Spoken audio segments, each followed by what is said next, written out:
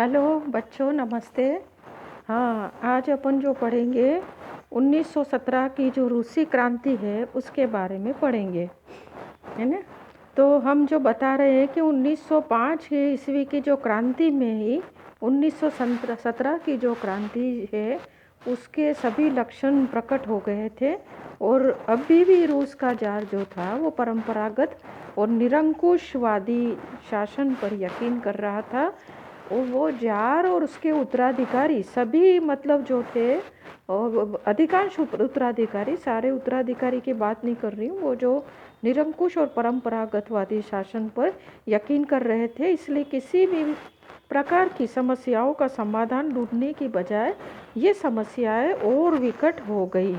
और रूस की क्रांति के मूल कारण उसके पिछले 150 वर्ष के इतिहास में ही हमें ढूंढने से मिलते हैं कि उसके मुख्य कारण क्या रहे।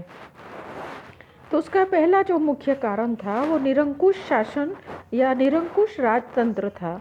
तो रूस के जो सम्राट हैं उनको हम जार के नाम से संबोधित करते हैं। वो बड़े निरंकुश और स्वेच्छाकारी होते थे। उनके उत्तराधिकारी भी उनके नक्शे कदम पर चल करके जार के मतलब शासन को ही, मतलब उदारवादी शासन को ताक में रख दिया था। भले ही कुछ ऐसे जार थे जिन्होंने उदारवादी नीति अपनाई थी, जैसे कि जार अलेक्जेंडर प्रथम जो 1801 से 1825 के बीच में था, उसने ये नीति अपनाई थी। जार निकोलस प्रथम जो है वो उसके बाद जो हुआ वो 1825 से 55 वो वापस दमनकारी नीतियों पर और निरंकुशवादी और परंपरागतवादी नीतियों पर भरोसा करने लगा। जार अलेक्जेंडर द्वितीय जो था 1855 से 81 के बीच में आया, जरूर उदारवादी था। उसने दासों को मुक्ति और उसको ये सुधार के लिए जरूर कुछ कार्य किए थे, लेकिन आतंकवादियों ने उस समय हत्या कर दी थी। और नए जार अलेक्जेंडर तृतीय जो अपने पिता का बदला लेने के लिए जरूर दमनकारी नीति अपनाई। और अंतिम जार रोमानोव राजवंश की परंपरा का ही संवादक निकला, जार निकोलस द्वितीय जो एक है वो तो यूँ कहता था कि भाई एकाधिपति उस मतलब ये नीति को अपनाता था। उसमें तो दृढ़ता और अन्य गुणों का सर्वथा अभाव था। ऐसे में जारीना और रासपुटिन जो एक साधु था और ये जो उसकी जो रानी थी वो भी बदमाश थी, तो वो सब लोग जो है चरित्र लोग हैं वो उसे कठपुतली बना करके नचाते रहे थे और उसकी घोषणाओं को निष्प्रभावी बनाते रहे। और यूरोप में फ्रांस की क्रांति के बाद सभी देश उत्तरदायी शासन प्रणाली को अपनाने लगे थे। सभी देश अपना। तो रूसी शासन अभी भी जार एक चर्च एक रूस का नारा लेकर के चल रहा था, जिससे जनता में विद्रोह होना स्वाभाविक था। दूसरा कारण है रूसी शासन प्रणाली का भ्रष्ट और संवेदन शून्य होना, है ना। वो मतलब उसके जिससे क्या है कि जनता के कष्ट जो है लगातार बढ़ते रहे। तीसरा जो है ड्यूमा, रूस में संसद को ड्यूमा कहा जाता था। ड्यूमा या संसद को निष्प्रभावी बनाने के प्रयासों से उभरा असंतोष, यानी कि ड्यूमा संसद जो है जार निकोलस द्वितीय की अक्टूबर घोषणा जो मजबूरी में जार द्वारा 1905 की क्रांति के सामने खड़ा किया था, जो अस्थायी आत्मसमर्पण था, क्योंकि क्रांति को दबाते ही उद्घोषक के स्वर तीव्र हो जाते थे। जिस ड्यूमा की विधायी या कानूनी शक्तियों के गठन का वचन दिया गया था, मार्च 1906 में मौलिक कानूनों की घोषणा कर उसे दबा दिया। 10 मई 1906 में ड्यूमा का प्रथम अधिवेशन हुआ और जिसमें कैडेट यानी कॉन्स्टिट्यूशनल डेमोक्रेटिक पार्टी को पूर्ण बहुमत प्राप्त था। इसलिए वह संसदीय उत्तरदायी शासन स्थापित करना चाहता था। ड्यूमा और मंत्रियों के बीच जो गतिरोध पैदा हो गया और ड्यूमा ने मंत्रियों के विरुद्ध निंदा प्रस्ताव पारित कर दिया और ड्यूमा की प्रगतिशील विचारधारा और सरकारी प्रतिक्रियावादी विचारधाराओं के बीच टकराव होना संभव हो गया था। अंत में ऐसी स्थिति ऐसी आई कि जार को प्रधानमंत्री को बदलवाया। जार को 21 जुलाई 1906 में ड्यूमा को भंग करवाने का आदेश निकलवाया। सभा भवन पर सेना का कब्जा हो गया, जिससे कि कैडेट और अन्य दलों के सदस्यों का पलायन करना पड़ा।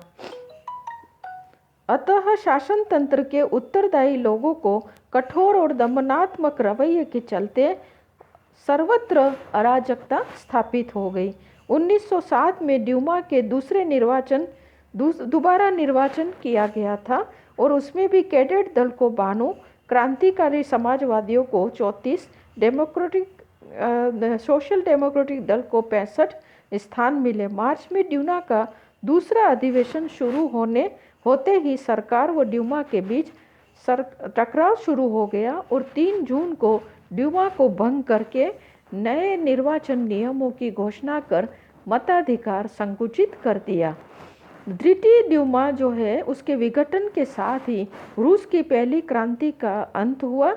तृतीय ड्यूमा जो 1907 से 12 ईस्वी में जार शासक सरकार समर्थक थी और अक्टूबरिस्ट एक दल था, वो भी पूरा जार शासन को ही वो कर रहा था, मतलब उसके समर्थन में था। जार शासन के विरोधियों की संख्या षड्यंत्र रचकर सीमित करती थी। जो भी जनता जार शासन का विरोध करती थी उनकी संख्या को ये क्या है, अक्टूबरिस्ट दल और जार शासन सरकार संबंधित जो लोग थे वो कम करते थे, षड्यंत्र रच के, ताकि सरकार का विरोध नहीं हो, जार शासन चलता रहे। चतुर्थ ड्यूमा में शासन के समर्थकों का वर्चस्व रहा। अतः ड्यूमा जनता के विचारों की अभिव्यक्ति के बजाय जार शासन की अभ्यर्थना का संगीत या वाद्य बन गया। यदि ड्यूमा का गठन यानी संसद का गठन सही तरह से होता तो ऐसा नहीं होता, है ना। अब जो है अगला जो पॉइंट है, चौथा है, वो है कृषकों की दयनीय स्थिति। 19वीं सदी के अंत तक पश्चिमी यूरोप औद्योगिक दृष्टि से अत्यंत उन्नत हो चुके थे, जबकि रूस अभी भी पिछड़ा हुआ था। कृषि प्रधान देश था जहां किसानों की संख्या किसानों की दशा बहुत ही शोचनीय थी। गरीब थे किसान।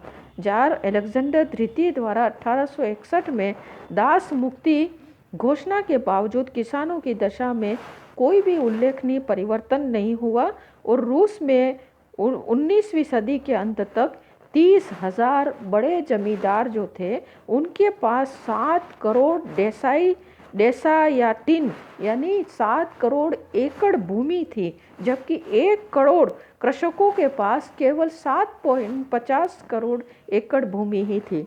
यानी इतनी बड़ी भूमि जो है वो मतलब इतने कम जमींदारों के बीच में बांटी गई थी, जबकि किसान इतनी संख्या में थे, इनकी भूमि इतनी कम थी।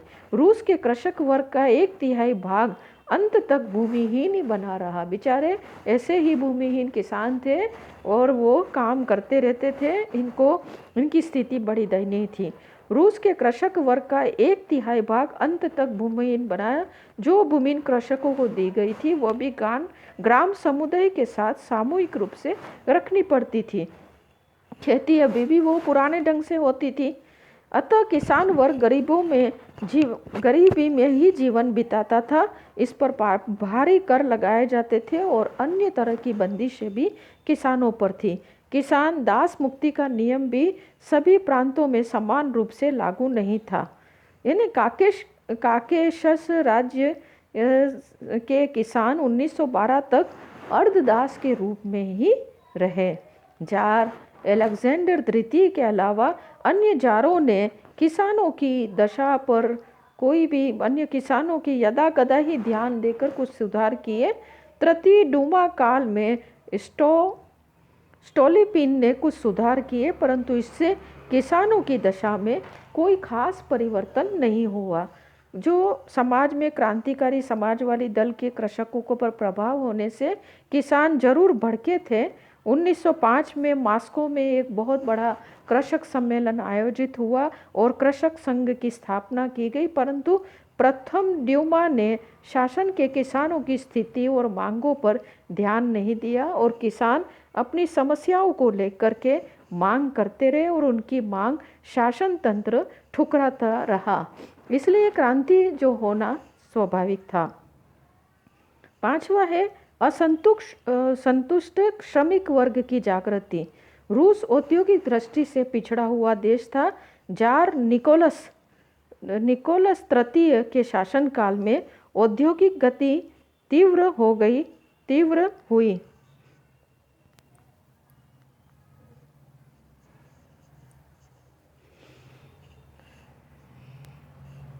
हुई तो श्रमिक भी संगठित होकर काम करने लगे और उनकी संख्या में बढ़ोतरी हुई।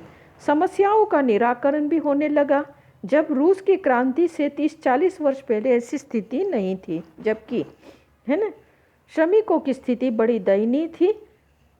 1885 से 97 के मध्य श्रमिक कानून पास हुआ तथा 1912 ईस्वी में श्रमिकों के स्वास्थ्य और आकस्मिक दुर्घटना बीमा योजना भी स्वीकृत हुई, मगर इससे क्रमिश श्रमिक जो कारीगर वगैरह मजदूर थे वो संतुष्ट नहीं हुए। तो रूस में 2 कारणों से श्रमिक जागरूक एवं संगठित हो सके।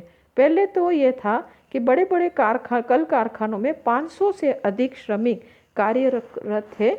इतनी बड़ी संख्या में एक स्थान पर श्रमिकों को संगठित होने से उन्हें अपने संगठन का विकास करने और राजनीतिक प्रभाव बढ़ाने का अवसर मिल गया। और दूसरा था क्रांतिकारियों का साथ भी इन श्रमिकों के लिए लाभकारी रहा।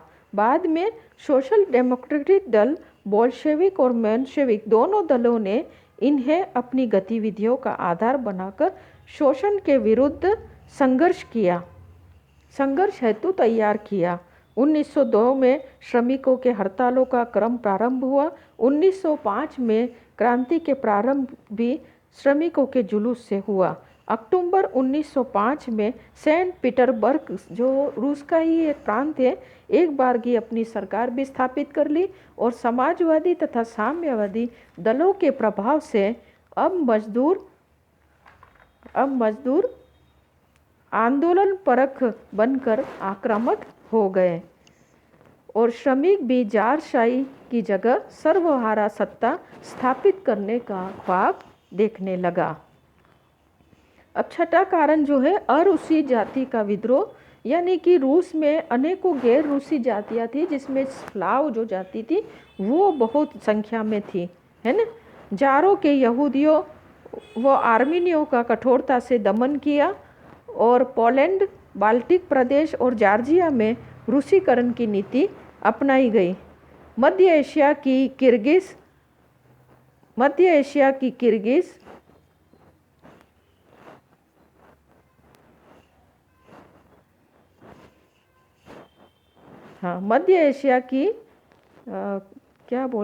किर्गिज और उज़्बेक जातियां भी विद्रोह पर उतर आई और 1905 तक तो पोलैंड जो है बाल्टिक प्रदेश और जॉर्जिया के विद्रोह होने लगे और अंत में 2 जारों के समय में तो यह बहुत ही कठोर स्थिति हो गई, यानी विद्रोह और ज़्यादा बढ़ गए।